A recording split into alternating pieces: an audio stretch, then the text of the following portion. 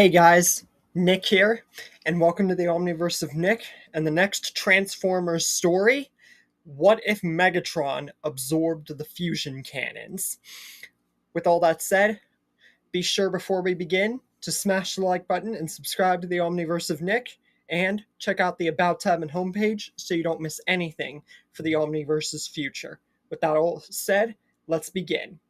So, this is honestly one of my most anticipated for me and really fun what ifs besides Cliffjumper, Ironhide, and Skyquake, and the tailgate one also. But this one in particular, really, I've been itching to share. It's going to be two parts, but it's dang sure going to be worth it.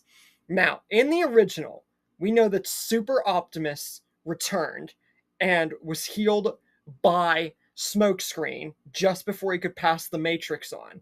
And when he came back, he dominated Megatron and all the Decepticons before they could terminate the Autobots and everything. And the final blow Optimus landed was a throw straight in to the reactor core of the fusion cannons.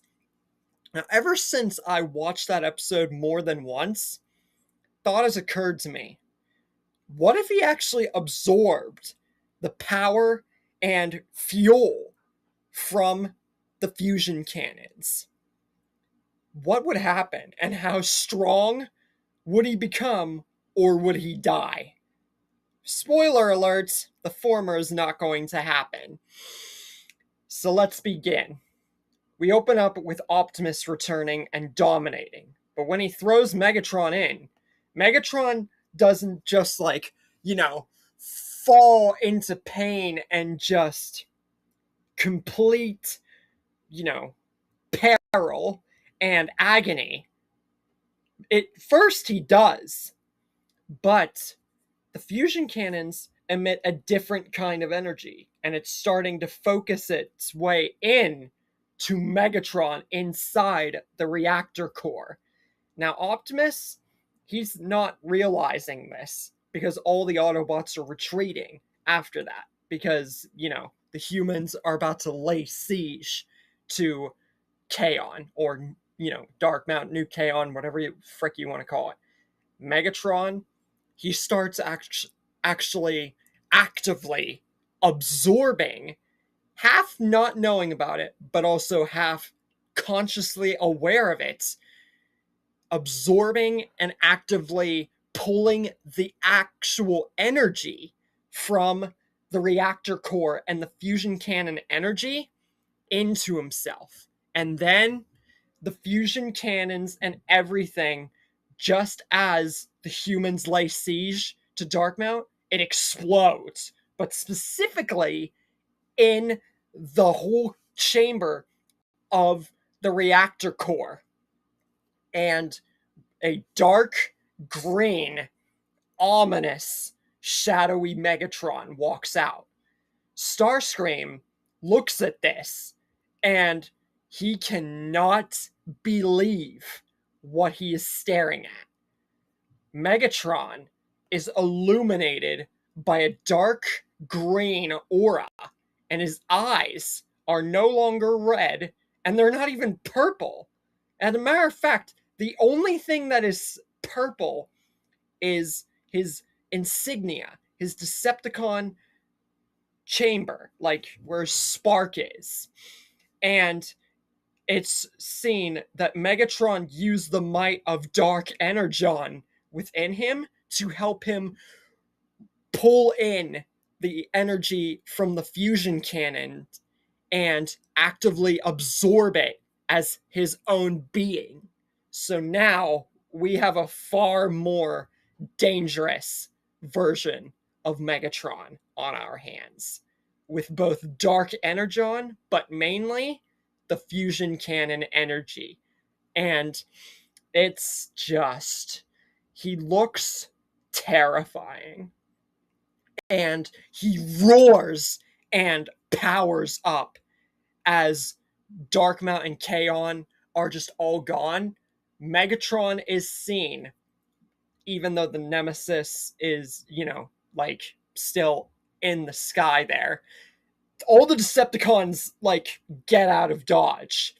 And Starscream is just seeing with all the Decepticons as Megatron is just roaring this energy and showing just a version of himself none of them have ever seen before. And they're like, is our boss still all there? But he yells to his Decepticon brethren, no longer will Decepticons run. No longer will we kneel or stall in our enemy's wake. And Lord Megatron is now your god. Yep, Megatron is a full-on chaotic monster at this point, with illuminating energy and raw force that it makes all of the area quell in this illuminating dark green aura. And yep, the Nemesis and all the Decepticons are definitely like, they're on board with a stronger version of their boss, just as long as he doesn't kill them and everything. But they're still going along with him as Megatron, on his own, just ignores the fact of going to the Nemesis or the fact that Darkmount was destroyed or this happened to him. He's going straight to lay siege, but not to the bots. Meanwhile, at Hangar E, the bots reconvene there, and they all have no idea what has happened, and they're just all like, pretty much getting to the field of Optimus being alive and Magnus being there and just pretty much reuniting. But then Fowler picks up a reading at New York City, and he tells the Autobots about this, and he is very worried. He tells them all about what's going on, and there's a huge dark reading, and it seems like it's Megatron. And Optimus knows Megatron, he's already on an attack, and that's his energy. And Optimus says, we have no time to waste. Such a big city like that cannot be upheld by Megatron's conquest. And if he's actively trying to destroy it to lure us out, whatever has happened to him, we must stop him.